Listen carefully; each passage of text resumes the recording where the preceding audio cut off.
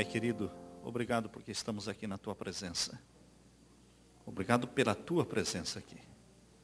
Derrama sobre nós o Espírito Santo prometido por Jesus. Aqui estamos clamando pela Tua bênção. Ao abrirmos a Bíblia, que o Espírito Santo fale para nós. A mensagem para hoje. Em nome de Jesus pedimos. Amém. O tema de hoje, cavalo de Troia. Quem não tem um cavalo de Troia?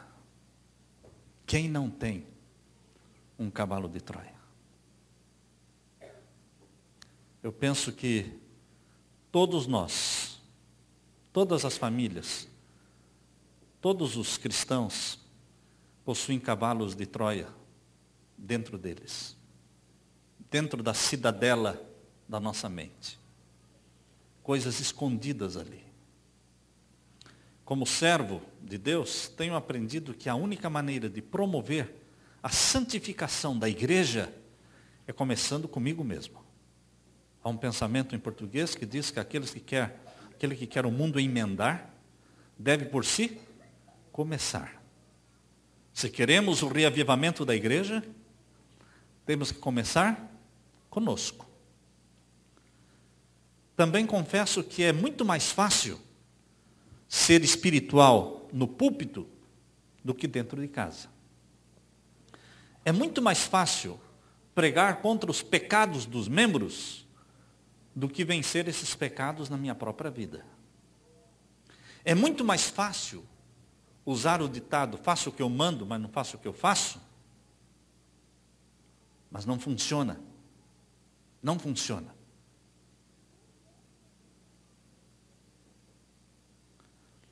Nesses 31 anos de ministério,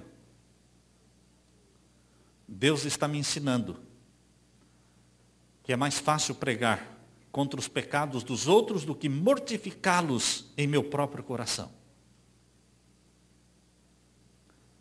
Eu tenho aprendido que não podemos ter vida espiritual pelo fato de estarmos alimentando os outros, se nós não estivermos nos alimentando pessoalmente, comendo por nós mesmos do pão, do maná celestial. Não é trabalhando só pelos outros. Marta era uma mulher muito ocupada, trabalhando pelo Senhor. E nós corremos o risco de nos envolvermos com as coisas da igreja, pensando, as coisas da igreja são as coisas de Deus. Trabalhando para a igreja, eu estou em comunhão com Deus. Não, você não está em comunhão, você está trabalhando para Deus. A comunhão é a parte do trabalho. A comunhão com Deus é a parte do trabalho. Fazer um sermão, preparar um sermão, é um trabalho pastoral. Agora, a minha comunhão não é essa. A minha comunhão é aquele momento em que eu não estou preparando o sermão, que eu estou conversando com Deus, abrindo o coração a Deus. Nós muitas vezes misturamos o trabalho para Deus. Marta já fez isso. E Jesus disse, Marta, Marta, você corre tanto. Mas eu estou preparando a festa, o jantar para o Senhor Jesus. Sim, eu sei, disse Jesus. Mas não é bem isso. Maria escolheu a boa parte. Ela está bebendo da palavra aqui. Ela está assimilando a minha palavra, o meu caráter. Queridos, é impossível nos curar simplesmente por estar curando o povo. É nosso dever, antes de qualquer coisa, cuidar da santificação da nossa própria alma.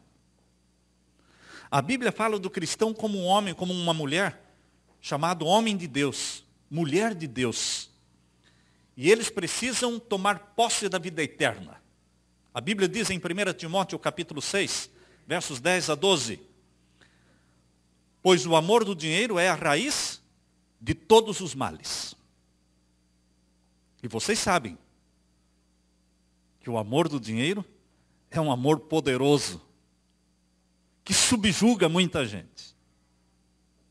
Algumas pessoas, por cobiçarem o dinheiro, diz a palavra de Deus, desviaram-se da fé e se atormentaram com muitos sofrimentos. Você, porém, homem, mulher de Deus, fuja de tudo isso e busque o quê? A justiça, a piedade, a fé, o amor, a perseverança, a mansidão. O dinheiro é bom, meus irmãos. Mas o dinheiro não faz a vida eterna. O dinheiro não faz a felicidade. O dinheiro só nos ajuda a pagar as despesas. Mas a nossa vida nesta terra não consiste em pagar despesas. E nem em fazer despesas. Há pessoas que só fazem despesas na vida. São compradores impulsivos. Só sabem comprar. Pessoas que são compradoras impulsivas é porque não são amadas. Não são amadas. Então tem aquele vazio. Eles tentam preencher o vazio comprando. Outros comendo. Comedores impulsivos são pessoas que não são amadas. Não se sentem amadas. E eles estão tentando preencher a falta, aquele vazio do amor com que não são amados, comendo. Outros comprando. Queridos, Jesus está dizendo, você, homem de Deus, mulher de Deus, fuja de tudo isso e busque o que é importante. O que é importante? Justiça. Que justiça? De Jesus, que nos faz homens e mulheres justos. Busque a piedade de Jesus. Pessoas piedosas, que choram com os que choram, que se alegram com os que se alegram, que repartem piedade, a fé, o amor, a perseverança, a mansidão, que você combata o bom combate da fé. É Paulo, através do Espírito Santo, falando, combata o bom combate da fé. Tome posse da vida eterna. Nós temos que tomar posse da vida eterna. Não podemos viver nos debatendo em dúvidas. Você tem certeza da vida eterna? Se você morresse hoje, você pode fechar os olhos e pensar assim: eu tenho certeza da vida eterna em Cristo Jesus. Se eu morrer hoje, eu tenho certeza que o meu nome está escrito no livro da vida. Você tomou posse da vida eterna? Porque nós temos que ter posse da vida eterna. Nós temos posse de casa, posse de carro, posse disso, posse daquilo, mas quem importa? O que realmente importa é a posse da vida eterna.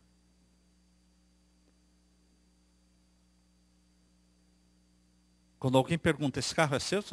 É meu. Essa casa, essa mulher é sua, é minha, não é? É minha, não é? Minha. E a vida eterna é sua? Não sei, talvez. Aí, Deus não quer que vivamos na dúvida.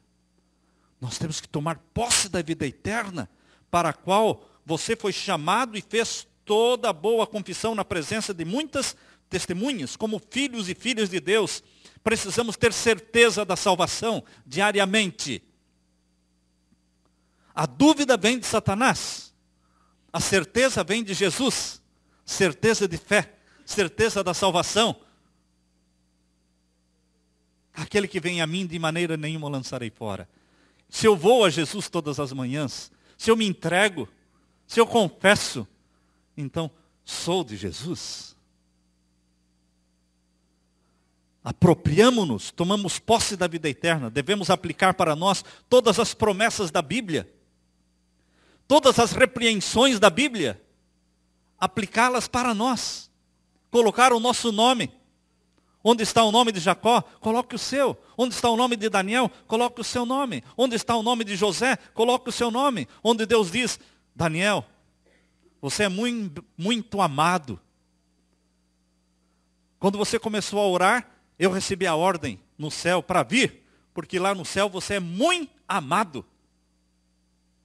Tira o nome de Daniel, coloca o seu nome ali. Porque você vai ser muito, muito amado. Você escolhe ser muito amado. É uma escolha.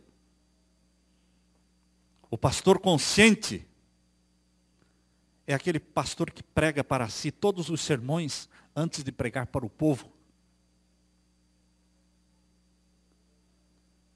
Não é fácil o que eu mando. Não. É o exemplo.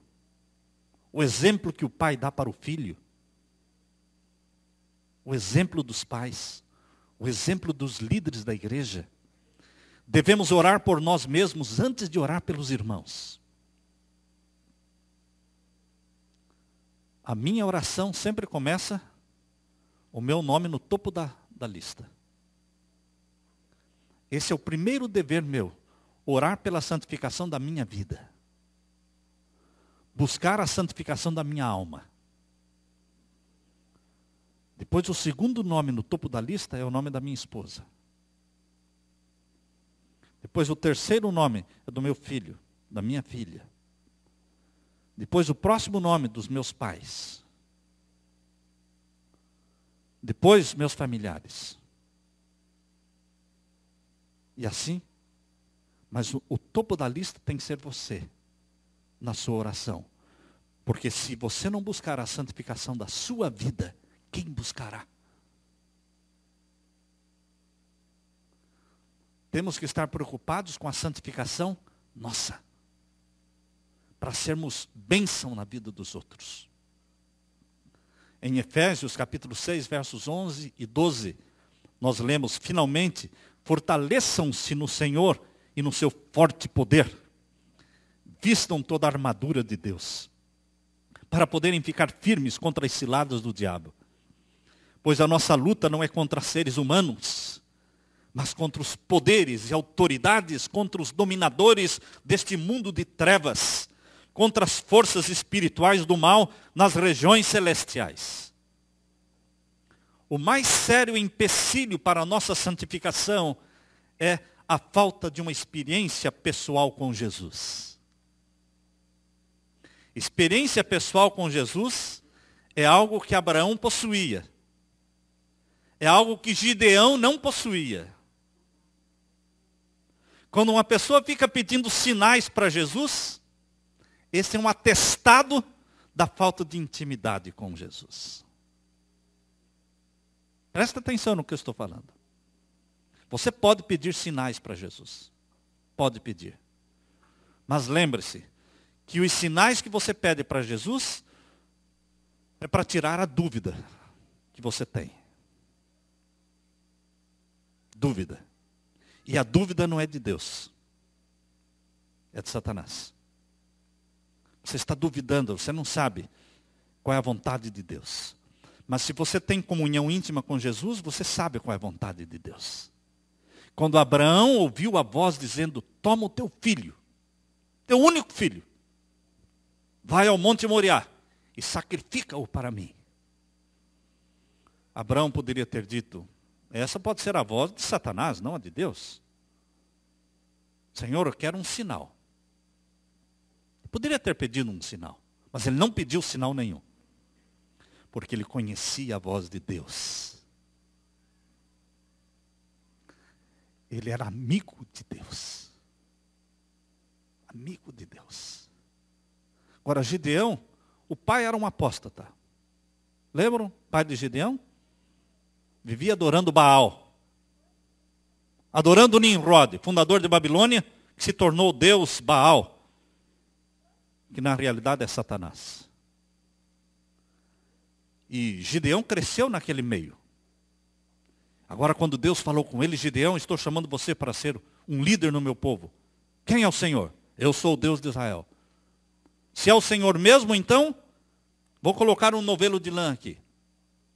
Se estiver seco ao redor do novelo de lã, e a água estiver acumulada só no novelo de lã, então eu sei que é o Deus de Israel. E assim Deus respondeu, porque Deus responde os sinais. Só que os sinais atestam falta do quê? Falta de intimidade.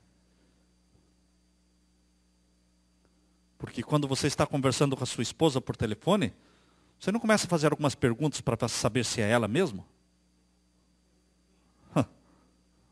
Você sabe que é ela. Mas como é que você sabe? Pela voz. A pessoa, mesmo que queira disfarçar a voz, imitar, ou colocar um pano, um lenço ali no microfone, no telefone, não é? Para mudar a voz. Não, eu sei quem está falando. Intimidade. Quem tem vida íntima com Deus, conhece a voz de Deus. Sabe o que é certo e o que é errado.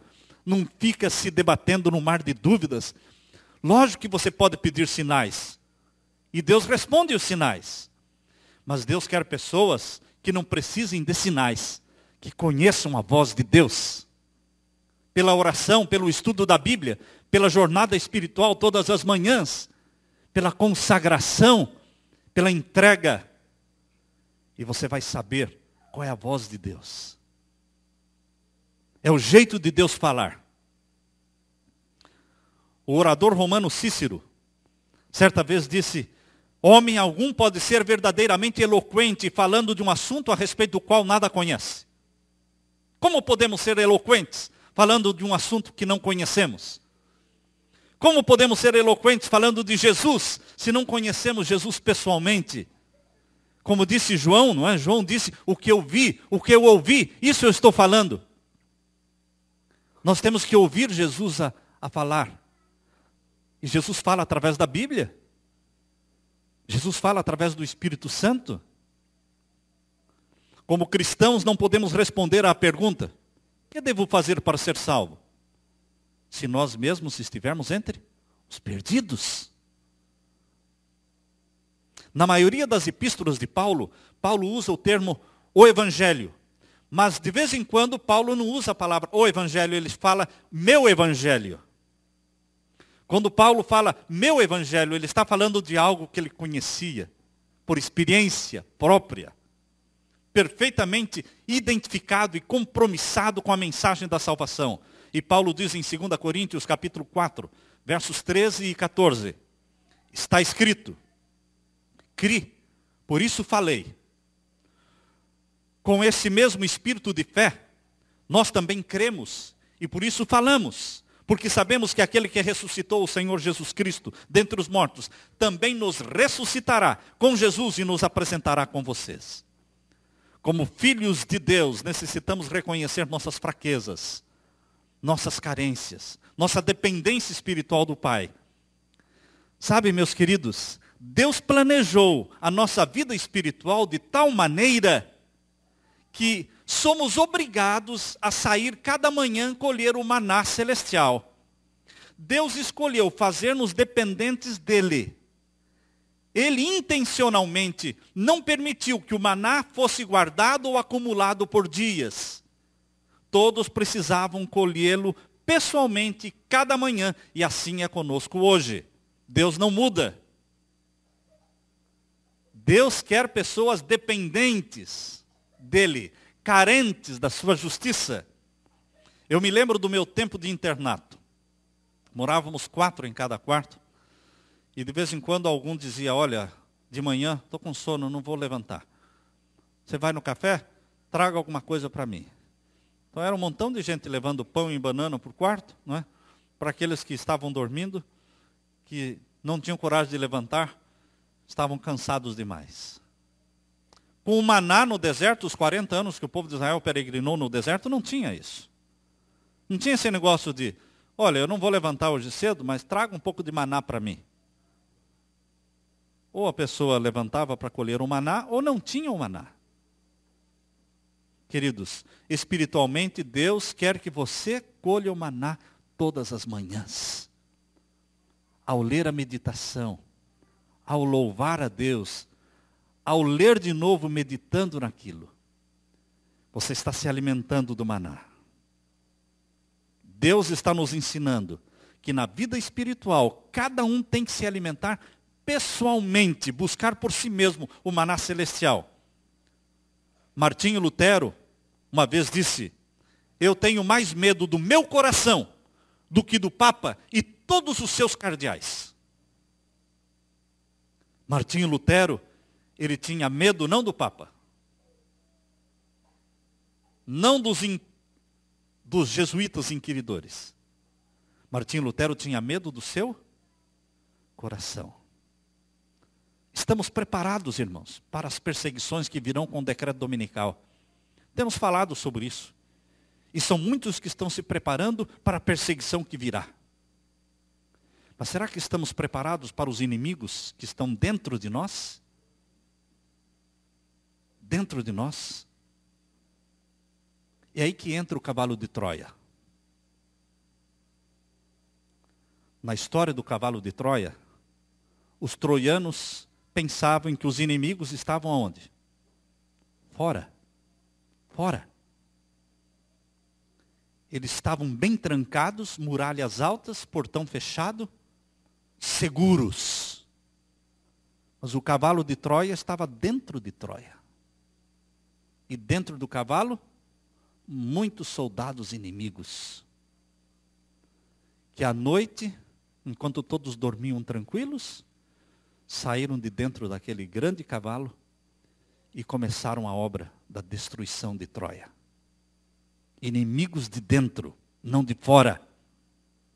Os cristãos estão pregando contra a promiscuidade do mundo. Os cristãos estão pregando contra a imoralidade do mundo, contra a podridão do mundo. O mundo está podre. E os cristãos pregam contra a degradação do mundo. Irmãos, o mundo sempre foi podre. Não é novidade. E o problema não é a podridão do mundo. O problema é a podridão dentro da mente do cristão. Esse é o problema. Nós não vamos nos perder por causa da podridão do mundo. Nós vamos nos perder por causa da podridão, da promiscuidade dentro da nossa mente. São os inimigos que estão dentro da cidadela da mente que nos afetam, que nos destroem. Estamos preocupados com o mundo. Mas nós não somos do mundo. E o nosso reino não está aqui. O problema é o cavalo de Troia, que está dentro da nossa cidadela, dentro da nossa casa, dentro da nossa sala, dentro do nosso quarto. Aquilo que nós vemos dentro do nosso quarto, dentro da nossa sala. É isso que nos destrói. É isso que mina a vida espiritual. Não é o mundo. Porque o mundo sempre foi o mundo. Deus não está buscando a santificação do mundo. Deus está buscando a santificação dos que são filhos e filhas dele. Daqueles que carregam o nome de cristãos. Deus busca a santificação destes. Não importa a igreja, mas aqueles que se clamam, que se reivindicam o nome de cristãos, que são filhos e filhas de Deus. Deus quer a santificação destas pessoas, para que tenham mente santa. A cidadela da nossa mente não pode ter cavalo de Troia. Satanás coloca dentro da nossa mente, dentro da nossa casa, cavalos de Troia, com inimigos lá dentro, disfarçados. E nós estamos preocupados com os de fora, mas deixando que os nossos filhos durmam com seus amiguinhos dentro de casa, seguros, dentro do mesmo quarto. Cavalos de Troia. Queridos, as pessoas não são abusadas fora de casa. Elas são abusadas dentro de casa, sabiam? É só ler, só buscar as estatísticas. O maior índice de abuso infantil de criança é dentro das casas deles. Por familiares, por parentes, por pais, por amigos, mas tudo acobertado dentro da casa. Pensamos que os nossos filhos estão seguros dentro de casa. Mas se Jesus não está dentro da casa, nossos filhos não estão seguros dentro da nossa casa. Eu prefiro ter o meu filho dentro de casa, assistindo esse filme, do que ele ir no cinema. Grande coisa. Resolve o problema, trazer para dentro de casa. Eu prefiro pelo menos estar dentro de casa. Pelo menos está dentro de casa? Não. Dentro de casa com Jesus. Porque se for para estar sem Jesus, é bom estar fora de casa. Porque se você permite o cavalo de Troia dentro da sua casa, você vai se perder juntamente com seus filhos. Deus quer pais e mães que sejam pais do filho pródigo, mães do filho pródigo. E o pai do filho pródigo disse: filho, esta casa tem hora para dormir, hora para levantar, tenho que comer, tem regras desta casa. E o filho disse: então estou fora. Tchau. O pai chorou, o pai clamou: mas filho, com dor no meu coração eu tenho que deixar você ir, porque se você quer viver desta forma dentro da minha casa, eu não vou permitir. Por isso o filho pródigo abandonou a casa. Porque o pai era um pai o quê? Firme. Cheio de amor, mas firme. E quando o filho saiu e gastou tudo e se perdeu lá fora, ele se lembrou de um lugar onde ele poderia voltar e encontrar salvação. Agora, se nós conservamos nossos filhos perdidos dentro de casa, eles vão voltar para onde? Se a nossa casa não é um refúgio para os nossos filhos, quando eles se sentirem tentados e perdidos, vão correr para onde? Se eles estão perdidos dentro da casa. Cavalos de Troia. Queridos, todos nós possuímos cavalos de Troia, escondidos dentro da cidadela da nossa mente e também dentro da nossa casa. Contra os inimigos que são de fora, existem muitas estratégias. Muitas estratégias contra os inimigos que estão fora. Agora, contra os inimigos que estão dentro da casa, não tem muitas estratégias. Só existe uma. Só uma estratégia. Culto, todas as manhãs, todas as noites. Culto pessoal, isso da família. A jornada espiritual.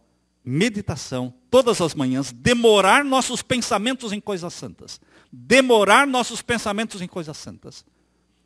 Não é demorar nossos pensamentos assistindo televisão. Não é demorar nossos pensamentos hoje à noite. Qual é o programa da sua vida? Vou lá na locadora hoje, vou pegar 2 filmes. Não é? Qual o programa para a sua vida hoje? A sua mente se demora em quê? Demorar nossos pensamentos em coisas santas. Você é um pai legal? Ou você é um pai cristão? Alguém chegou para mim: pastor, o senhor tem que ser um pastor legal. Pastor legal vai para onde? Para o céu?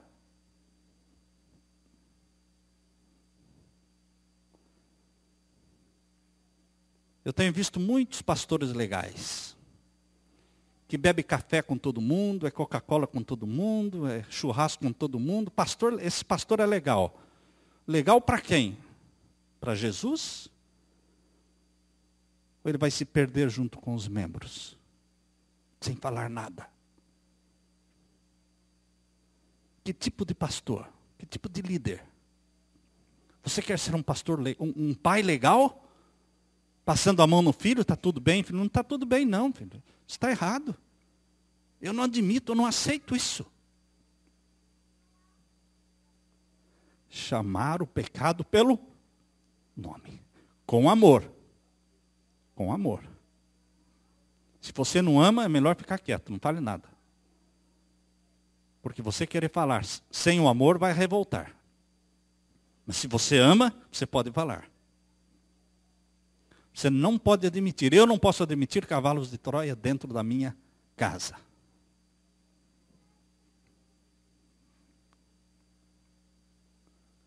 Precisamos hoje menos sermões com linguagem agradável. Necessitamos sermões que mexam conosco. Sermões que mexam com o nosso pecado. O famoso pregador Charles Kingsley costumava dizer no início de cada sermão, ele sempre começava o sermão com esta frase: Aqui estamos novamente para conversar acerca daquilo que realmente está acontecendo na vossa e na minha alma. No seu livro Beyond Ourselves, página 47, Catherine Marshall, esposa do famoso pregador Peter Marshall, capelão do Senado americano, faleceu muito cedo. Ela escreve no seu livro sobre um pastor na África do Sul que procurou por longos anos o verdadeiro significado do cristianismo, mas sem êxito. Pastor procurando o significado do cristianismo. Finalmente, certa noite, esse pastor acordou com uma voz misteriosa no seu ouvido que dizia: Deus não tem netos. Outra vez, ouviu a voz: Deus não tem netos. Saindo da cama, pegou a sua concordância bíblica e procurou a palavra neto, mas não achou. Mas havia muitas ocorrências da palavra filho. Ele encontrou João capítulo 1, verso 12. Aos que o receberam, aos que creram em seu nome, deu-lhes o direito de se tornarem filhos de Deus. Ele encontrou também Romanos 8, 14. Porque todos os que são guiados pelo Espírito de Deus são filhos de Deus. Encontrou também 1 João 3,1. Vejam com grande amor, o amor que o Pai nos concedeu, sermos chamados filhos de Deus. E o que de fato nós somos. Por isso o mundo não nos conhece, porque não o conheceu. Amados, agora nós somos filhos de Deus. Mas não achou nenhuma ocorrência da palavra neto. Ele então entendeu. Não existe tal coisa como experiência cristã herdada. Não podemos crescer espiritualmente simplesmente por tomar a fé dos pioneiros ou a fé dos nossos pais. Uma experiência cristã de segunda mão não tem valor. Deus quer filhos e filhas. E filhos e filhas exige uma experiência íntima, pessoal com Deus. Ler com os próprios olhos a Bíblia. Não só ouvir a Bíblia. Ler o espírito de profecia. Ler a Bíblia. Estudar a lição. É um culto, é uma devoção pessoal. O mundo necessita ver nos cristãos uma evidência do poder do cristianismo. Qual é a vantagem de ser cristão? O mundo quer ver na sua e na minha vida evidências do poder desse Jesus que nós tanto falamos. O que Jesus está fazendo na sua vida? Quais vitórias Ele dá para você? As pessoas procuram observar os cristãos para ver as vantagens do cristianismo. Tem vantagens? Quais as vantagens do cristianismo?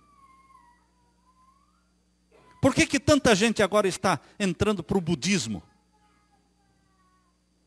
Porque os budistas começam a mostrar as vantagens do budismo. Por que tanta gente segue o Hare Krishna? Porque eles tentam mostrar as vantagens do Hare Krishna. Por que tanta gente agora segue Nova Era? Porque eles estão vendo as vantagens da Nova Era. Queridos, o mundo quer ver as vantagens do cristianismo na sua vida. Vale a pena? O mundo necessita ver uma evidência do poder do cristianismo. Deus diz: aonde quer que formos, devemos levar conosco Jesus e revelar aos outros quão precioso é o nosso Salvador. Só que para levar Jesus conosco, aonde quer que formos, temos que entesourar Jesus no nosso coração. Temos que assimilar Jesus, assimilar a mente de Jesus, os hábitos de Jesus, o temperamento de Jesus. Se olharmos para o sol na sua glória meridiana, ao desviarmos os olhos, em tudo que olharmos vai aparecer a imagem do sol. Olhe para o sol um tempo, depois desvia os olhos. Tudo que você olha tem a imagem do sol. Por quê? O sol está impresso na retina dos seus olhos. O mesmo se dá quando contemplamos a Jesus. Tudo que olhamos refletirá a imagem de Jesus.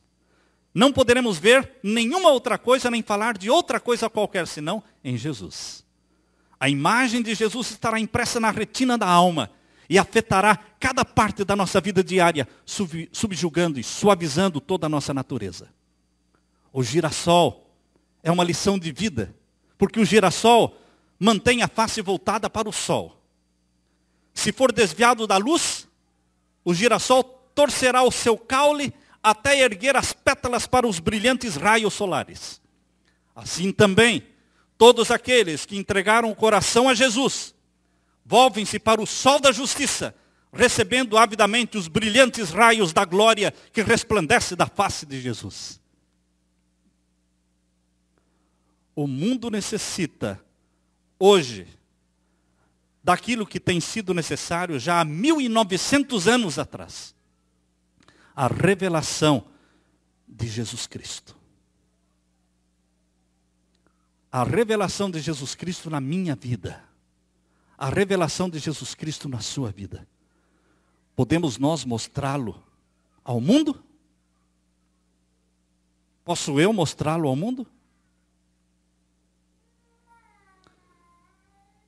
Jesus Cristo quer aparecer na sua vida. Ele quer que as pessoas vejam o rosto dele no seu rosto. O sorriso dele no seu sorriso. Ele quer que as pessoas vejam a honestidade de Jesus nas suas transações comerciais. No seu namoro, nos seus negócios. Ele quer que as pessoas vejam Jesus em tudo que você faz. Cristão, aquele apaixonado por Jesus, que só fala em Jesus, que só pensa em Jesus. A estes, Jesus voltará para buscar como filhos seus. Amém? Amém. Aleluia.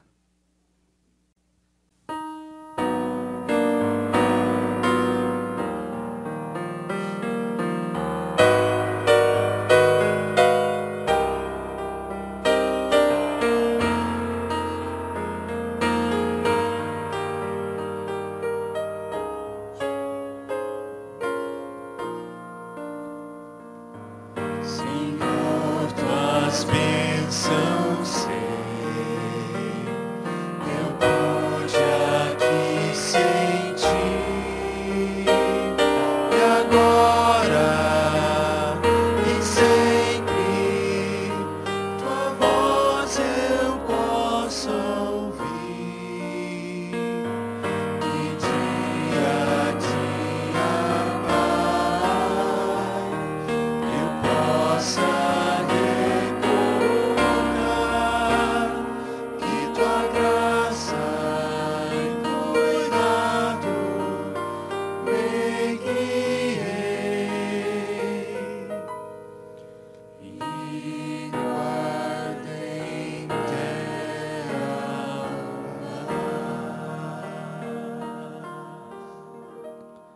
Pai querido, toma-nos nas tuas mãos. Abençoa-nos com a tua bênção. Faze-nos filhos sinceros, cuja paixão seja revelar o rosto, temperamento e caráter do nosso irmão Jesus Cristo. Te amamos, querido Jesus. Nós te amamos, querido Pai. E querido e santo bom Espírito, nós te amamos e pedimos que o bom Espírito habite em nós, possua a nossa mente, nos comunique a vida de Jesus, seus costumes, seus hábitos. Pai eterno, expulsa de dentro da nossa mente os cavalos de Troia, expulsa de dentro da nossa casa os inimigos escondidos lá dentro. Dá-nos a purificação. Derrama o Espírito Santo sobre cada um que aqui está. Que todos saiam confortados com a tua palavra. Em nome de Jesus pedimos. Amém. Amém.